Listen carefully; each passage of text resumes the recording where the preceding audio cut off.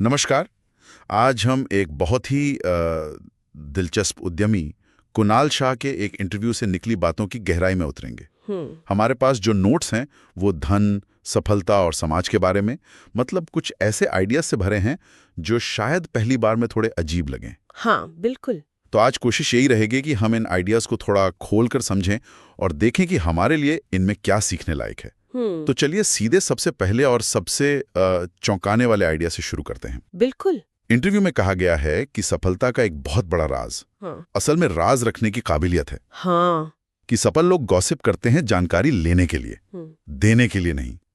ये सुनने में थोड़ा चालाकी वाला लगता है ना? हाँ, पहली बार में तो जरूर लगता है, लेकिन अगर हम इसे भरोसे मतलब ट्रस्ट के नजरिए से देखें तो इसका मतलब बिल्कुल साफ हो जाता है। अच्छा। इंटरव्यू का सारी ये है कि आप किसी ऐसे अमीर या कामयाब इंसान को नहीं देखेंगे जिससे राज रखना ना आता हो। क्योंकि अगर आप किसी के राज नहीं रख सकते तो कोई आप पर भरोसा क्यों करेगा, और बिना भरोसे के बड़े काम या लंबी पार्टनरशिप्स तो हो ही नहीं सकती। सही बात है। भरोसा ही तो असली दौलत है एक तरह से। और ये बात इतनी जरूरी है कि इंटरव्यू में कहा गया है कि जब अमीर परिवारों की दूसरी या तीसरी पीढ़ी ये कला खो देती है राज रखने की, तो दौलत भी उनके हाथ से निकल जाती है। तो एक तरफ तो ये भरोसे की बात है, पर इंटरव्यू में सफलता का एक और बिल्कुल उल्टा सा कारण बताया गया है। हाँ, जो डर से जुड़ा है। एग्जैक्टली, जो भरोसे से नहीं बल्कि डर से जुड़ा है। बिल्कुल। ये सुनने में थोड़ा अजीब लगता है, लेकिन विचार ये है कि ज्यादातर सफल लोग असल में किसी चीज से भाग रहे होते हैं। हाँ, ये कोई गहरा डर हो सकता है, कोई पुराना सदमा या अपनी मौजूदा पहचान से दूर भागने की एक जिद। वो किसी मंजिल की तरफ जा नहीं रहे, बल्कि किसी चीज से दूर भाग रहे हैं। मतलब ये पैशन या विजन से ज्यादा एक तरह की बेचैनी है जो उन्हें चला रही है। हाँ, एक तरह की बेचैनी या छटपटाहट कह सकते हैं।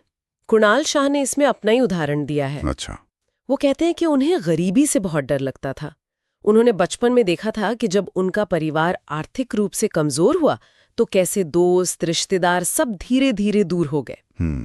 ये अनुभव उनके अंदर इतना गहरा बैठ गया कि उस डर ने उन्हें हमेशा मेहनत करने और आगे बढ़ने के लिए मजबूर किया।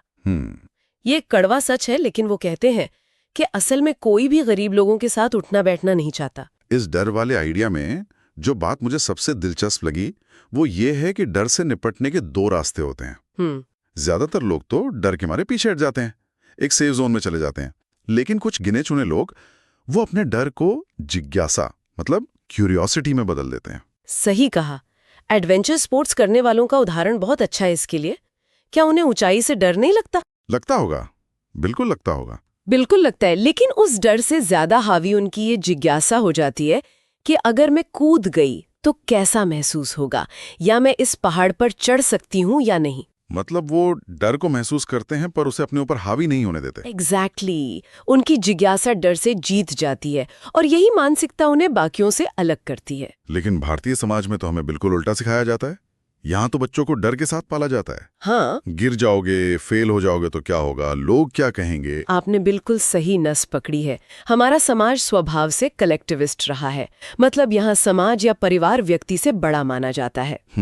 पुराने जमाने में अगर आप कोई बड़ा जोखिम लेते थे और नाकाम हो जाते थे तो आपको समाज से बाहर कर दिया जाता था, और तब आपके पास कोई सपोर्ट सिस्टम नहीं होता था। अच्छा। इसलिए हमारे डीएनए में ही सेफ खेलों वाली बात आ गई है। असफलता को व्यक्तिगत नाकामी से ज्यादा एक सामाजिक शर्म की तरह देखा जाता है, और इसी वजह से यहाँ जोखिम लेने वालों को ज्यादा एनकरेजमेंट नहीं मिलता। बिल्कुल नहीं मिलता। और इसी से जुड़ी एक और बात महत्वाकांक्षा यानी एम्बिशन को लेकर है। मुझे ये पॉइंट बहुत कमाल का लगा। कौन सा? कि जो लोग सच में एम्बिशियस होते हैं वो ढिंडोरा नहीं पीटते। वो अपने सोशल मीडिया बायो में नहीं लिखते कि आई एम एम्बिशियस या हसलर। हाँ, सही बात है। वो तो बस चुपचाप अपना काम कर रहे होते हैं, कुछ बना रहे होते हैं। बिल्कुल, क्योंकि जिन्हें बाहरी दिखावे या वैलिडेशन की जरूरत पड़ती है उनका फोकस दिखने पर होता है, करने पर नहीं। जो सच में कुछ बड़ा बनाने में लगे हैं वो अपने काम में इतने डूबे होते हैं कि उनके पास इन लेबल्स के लिए वक्त ही नहीं होता। उनका काम खुद बोलता है, उन्हें बोलने की जरूरत नहीं पड़ती। तो ये सारी बातें डर, एम्बिशन, राज रखना घूम फिर कर एक ही चीज पर वापस आती हैं। हाँ, भरोसा। ट्रस्ट। अगर कोई चुपचाप काम कर रहा है तो आप उस पर ज्यादा भरोसा करेंगे। अगर कोई राज रख सकता है तो आप उस पर भरोसा करेंगे। चलिए इस भरोसे वाले आइडिया को थोड़ा और खोलते हैं। इंटरव्यू में भरोसे के 4 स्तंभ बताए गए हैं। हाँ, और ये किसी भी रिश्ते के लिए बहुत जरूरी है, चाहे वो पर्सनल हो या प्रोफेशनल। पहला है इंटेग्रिटी। इंटेग्रिटी हाँ। मतलब आपकी कथनी और करनी में फर्क ना हो। एग्जैक्टली आप जो कहते हैं वही करते हैं। दूसरा है कंसिस्टेंसी, यानी आपका व्यवहार भरोसेमंद हो। ऐसा ना हो कि आज आप कुछ है और कल कुछ और। प्रेडिक्टेबल होना चाहिए। हाँ, लोगों को पता होना चाहिए कि आपसे क्या उम्मीद की जा सकती है। और बाकी 2? तीसरा पिलर है कॉम्पिटेंस, मतलब क्या आपको अपना काम आता भी है, क्या आप उस काम के लिए काबिल हैं जिसका आप दावा करते हैं। राइट। और चौथा जो बहुत जरूरी है वो है बेनेवलेंस, यानी आपकी नीयत साफ है या नहीं। क्या आप सामने वाले की भलाई भी चाहते हैं या सिर्फ अपने फायदे के लिए काम कर रहे हैं। तो ये 4 स्तंभ हैं: अखंडता, निरंतरता, सक्षमता और परोपकार। क्या हम इसका कोई रोजमर्रा का उदाहरण देख सकते हैं? मान लीजिए एक डॉक्टर। बिल्कुल, डॉक्टर का उदाहरण परफेक्ट है। एक डॉक्टर की कॉम्पिटेंस तो होनी ही चाहिए, मतलब उसे इलाज करना आना चाहिए। ऑफ कोर्स, ये तो पहली शर्त है। उसकी इंटेग्रिटी इस बात में है कि वो सही इलाज बताएगा, गैर जरूरी महंगे टेस्ट नहीं लिखेगा। कंसिस्टेंसी का मतलब है कि वो हर मरीज के साथ एक जैसा प्रोफेशनल बर्ताव करेगा, चाहे वो अमीर हो या गरीब। और बेनेवलेंस, कि वो आपकी भलाई चाहता है। हाँ। कि वो आपकी भलाई चाहती है, सिर्फ अपना बिल बनाने के लिए काम नहीं कर रही। अब सोचिए अगर डॉक्टर बहुत काबिल है, मतलब हाई कॉम्पिटेंस, लेकिन उसकी नीयत पर शक है, लो बेनेवलेंस। हाँ, लो बेनेवलेंस, तो क्या आप उस पे पूरी तरह भरोसा करेंगे? शायद नहीं। वे मुश्किल है। और ये बात सीधे तौर पर पसंद किए जाने और सम्मान पाने के फर्क से जुड़ती है। बिल्कुल, being liked versus being respected. Social media तो पूरा लाइक्स का खेल है। कोई भी एक मजाक सुनाकर या कोई ट्रेंडिंग रील बनाकर लाइक्ड हो सकता है। ये बहुत आसान और क्षणिक है। सही, लेकिन सम्मान यानी रिस्पेक्ट एक लंबी प्रक्रिया है। वो कमाया जाता है। वो आपकी इंटेग्रिटी, कंसिस्टेंसी और कॉम्पिटेंस से आता है। सम्मान तब मिलता है जब लोग मुश्किल समय में आप पर भरोसा कर सके, ना कि सिर्फ तब जब आप उनका मनोरंजन कर रहे हों। सही बात है।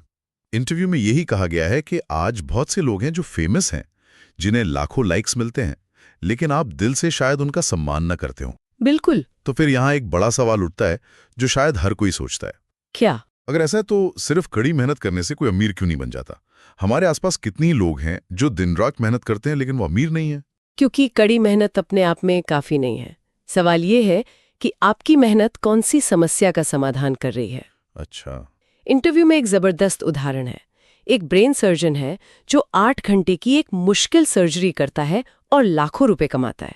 वहीं एक मजदूर है जो 8 घंटे पत्थर तोड़ता है और कुछ 100 रुपए कमाता है। मेहनत तो शायद मजदूर ज्यादा कर रहा है। हो सकता है, लेकिन सर्जन उस समस्या को हल कर रहा है जो बहुत बड़ी, बहुत मुश्किल है और जिसे कोई और आसानी से नहीं कर सकता।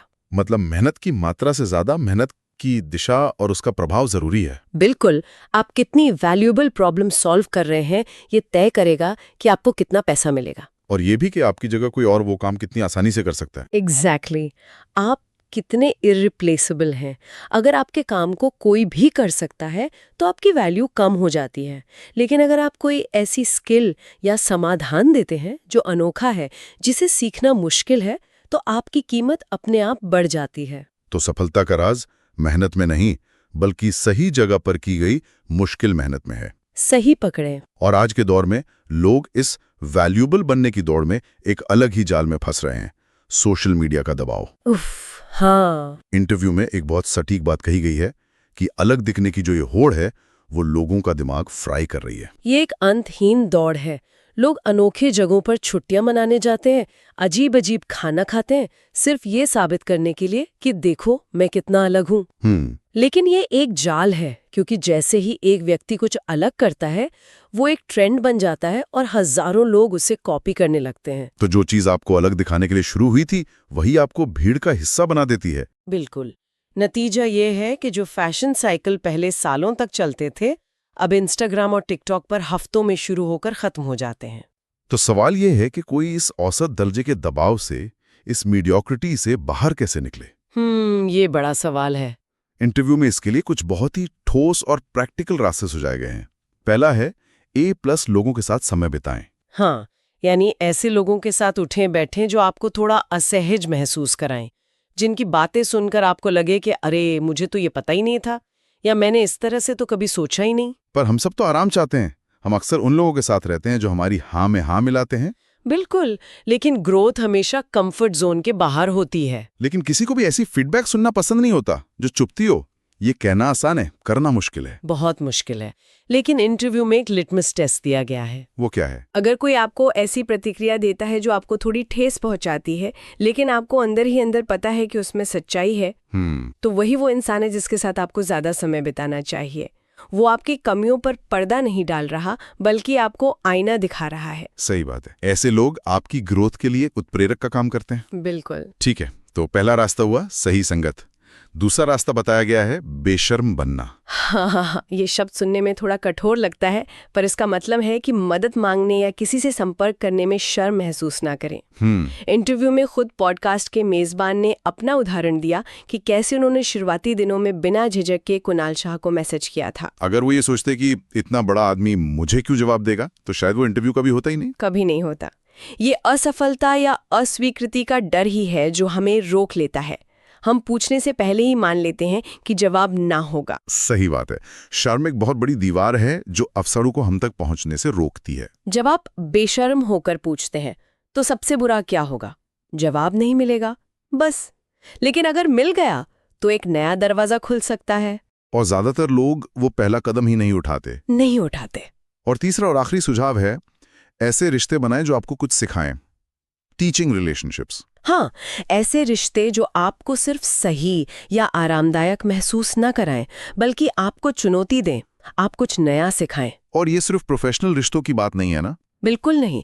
दोस्ती में भी अगर आपके दोस्त आपको बेहतर इंसान बनने के लिए, कुछ नया सीखने के लिए प्रेरित नहीं करते, तो आप एक ही जगह पर रुके रह सकते हैं। वो कहावत है ना कि हम उन 5 लोगों का औसत होते हैं जिनके साथ हम सबसे ज्यादा समय बिताते हैं। ये लाइन भले ही बहुत बार सुनी गई हो, लेकिन आज भी उतनी ही सच है। तो आज की इस पूरी बातचीत को अगर समेटें तो हमने सीखा कि सफलता की कहानी उतनी सीधी नहीं है जितनी दिखती है। नहीं है, बिल्कुल नहीं। ये अक्सर किसी डर से दूर भागने की एक यात्रा है जो भरोसे और राज रखने की काबिलियत पर टिकी होती है। ये सिर्फ कड़ी मेहनत के बारे में नहीं है, बल्कि सही और मुश्किल समस्या को हल करने और बेशर्मी से मौकों का पीछा करने के बारे में है। बिल्कुल। और समाज के बनाए हुए औसत दर्जे के दबाव को तोड़ने के बारे में है। और ये बातचीत एक बहुत जरूरी सवाल खड़ा करती है जिस पर हम सबको सोचना चाहिए। हाँ, वो थॉट एक्सपेरिमेंट। एग्जैक्टली। इंटरव्यू में एक वैचारिक प्रयोग का जिक्र है। कल्पना कीजिए कि अगर कल से सोशल मीडिया पर हर किसी के नाम के आगे उनका IQ स्कोर दिखने लगे, तो क्या होगा? क्या होगा? क्या तब भी हम उन्हीं लोगों को फॉलो करेंगे जिन्हें आज करते हैं? हम किन विचारों को महत्व देंगे? हम किसका सम्मान करेंगे? और सफलता की परिभाषा कैसे बदल जाएगी? ये एक प्रयोग हमें सोचने पर मजबूर करता है कि हमारा समाज असल में किन चीजों को महत्व देता है। क्या वो सच में बुद्धिमत्ता और काबिलियत है, या सिर्फ बाहरी दिखावा और लोकप्रियता?